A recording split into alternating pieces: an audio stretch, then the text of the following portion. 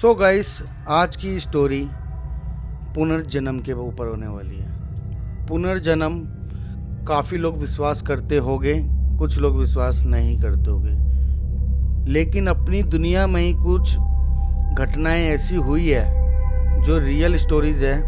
उनको सुनकर ऐसा लगता है कि पुनर्जन्म पर विश्वास करना कोई गलत नहीं रहेगा।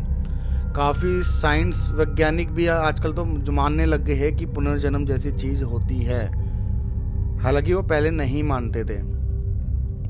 आज की स्टोरी कोई हॉरर नहीं होने वाली है। आज की स्टोरी होने वाली है एकदम रियल बेस स्टोरी, जो है पुनर्जन्म के बारे में। ऐसी स्टोरी कि वो आपको सुनने के बाद आप खुद विश्वास करने लग जाओगे कि पुनर्जन्म जैसी चीज़ रियल में होती है।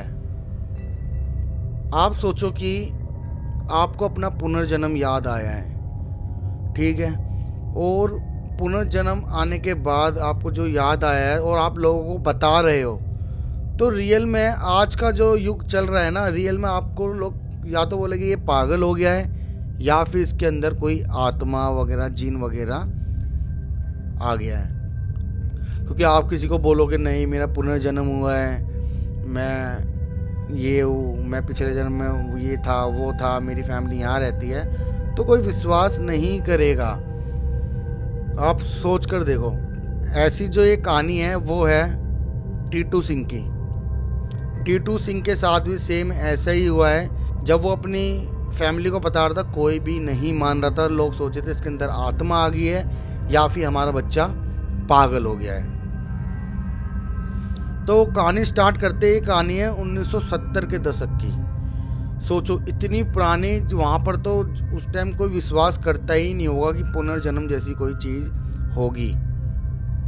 जब पहले तो साइंस भी नहीं मानता था, विश्वास करता था, तो अब तो खैर मानने लग गए। इतना सोशल मीडिया का टाइम है, इतना एडवांस सब कुछ हो रहा है, आइडियोलॉजी लोगों की सेट हो रही है, आइडियोलॉजी लोगों की लेवल अप हो रही है, तो वो मान सकते हैं। तो ये 1970 की कहानी है। ये कहानी है टीटू सिंह की, जिनका रियल नाम था तोरन सिंह। इनको प्यार से टीटू सिंह बुलाते थे लोग। जब वो अपने घर में पैदा हुए तब वो सब कुछ सही चल रहा था। छोटी उम्र थी, बच्चा किसको अच्छा नहीं लगता घर में। जैसे जैसे वो थोड़ा बड़ा होता गया, जैसे 3 साल का 4 साल का, उसने घर पे अपने सारे घर वालों की नाक में दम कर दिया। वो कहने लगा कि मैं नहीं हूं तोरन सिंह, मैं नहीं हूं टीटू सिंह, मैं हूं सुरेश शर्मा। लोगों ने नाम सुना, उनके फैमिली नाम सुना, सुरेश शर्मा। कौन यकीन करेगा। उन्होंने सोचा कि मजाक कर रहा है, या तो देखो पहला इंसिडेंट या कोई पहला बच्चा जब घर में ऐसी बातें करता है तो घर वाले यही सोचते हैं वो मजाक कर रहा है। लेकिन बात जब हद से ज़्यादा बढ़ जाती है, उसने खाना छोड़ दिया, पीना छोड़ दिया, मतलब खाना भी खा रहा था, उसका मूड जो है एग्रेसिव हो गया, सबसे गुस्से में बात करना, ये बोलना कि नहीं हूँ मैं टीटू सिंह, मैं सुरेश शर्मा हूँ। जहाँ टीटू शर्मा रहता था वो गांव था, बहा गांव था, आगरा में। और जब उसके घर वाले परेशान हो गए तो उससे पूछने लग गए कि कौन है ये सुरेश शर्मा।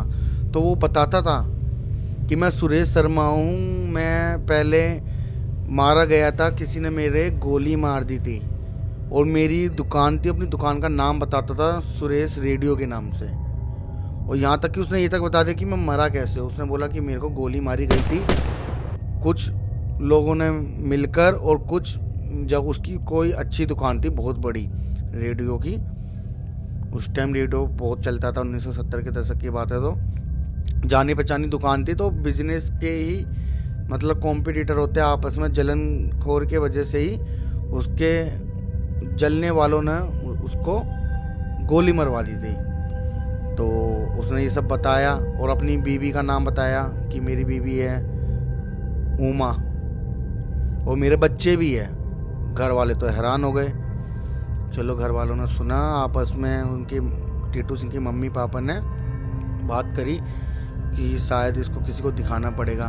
उनको समझ नहीं आता, या तो कि इसके अंदर किसी की आत्मा आ गई उनको लगा, या फिर ये पागल हो गया हमारा बच्चा। सोचो कोई माँ बाप के आगे बच्चा ऐसी बातें करेगा तो उन माँ बाप पे क्या बीत रही होगी आप सोच सकते हो।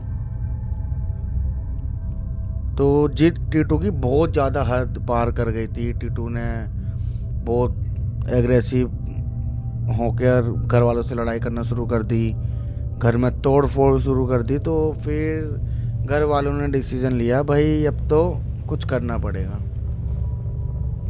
घर वालों ने उससे पूछा कि बता सुरेश शर्मा कौन है, वो कहाँ रहता है। उसने बोला टीटू जो था वो आगरा के बहा गांव था, वहाँ रहता था। उसने बोला आगरा के शहर में शहरी इलाका है, वहाँ सुरेश शर्मा रहता है।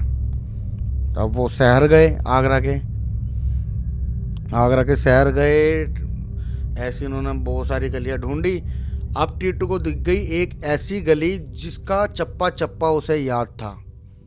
वो बता रहा था कि नहीं इस गली में ये है, इस गली में वो है। रास्ते में ही उनकी माँ बाप को अचानक अचंभित हो गए कि इतना छोटा बच्चा कैसे बता सकता है, जो कि आगरा के शहर में ये पहली बार आया है।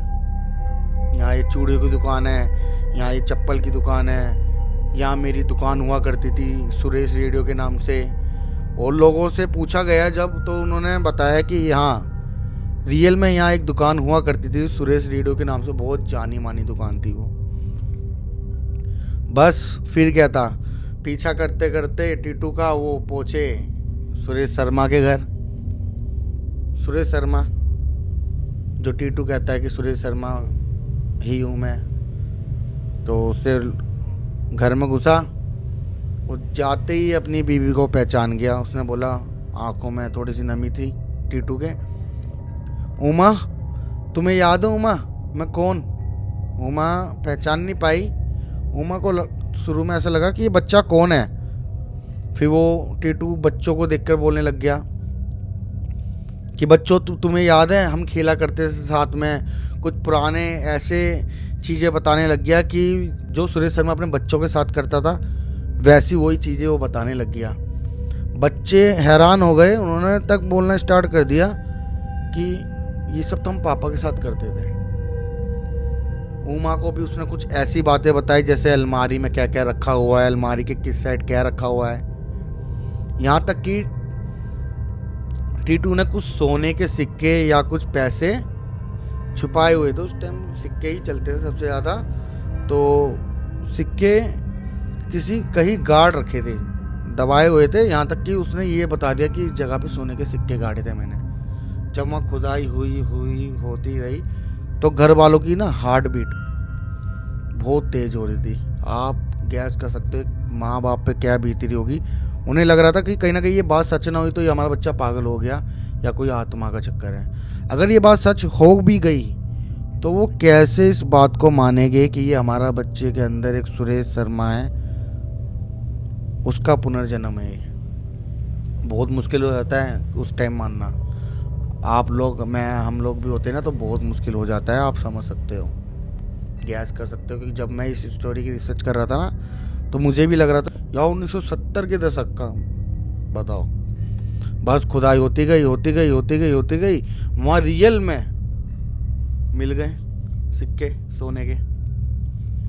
जैसे ही वो सोने के सिक्के मिले तो बस सेकंड नहीं लगाया उनके माँ बाप ने ये मानने के लिए कि ये सच्चा है या झूठा। साफ बोल दिया घर वालों ने कि रियल में सुरेश शर्मा है। उसने दुकान बता दी, जहाँ जो चीज़ें छुपाई थी वो बता दी, अपनी बीवी का नाम उसने बता दिया।